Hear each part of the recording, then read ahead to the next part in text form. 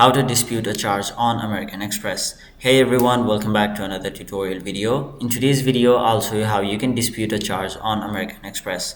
So to do that, first of all, go to the official homepage of American Express, which is americanexpress.com.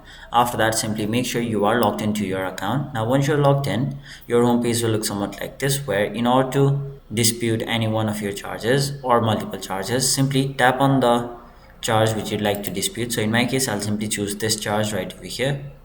After that, you will be taken to another page where you'll have to again tap on it, and then you can see the option I have a question about this charge. Simply tap on it. After that, you will be taken to the dispute this charge page where you can see the details of your charge, and then other details such as your email address and other details. So I'll simply tap on the option continue.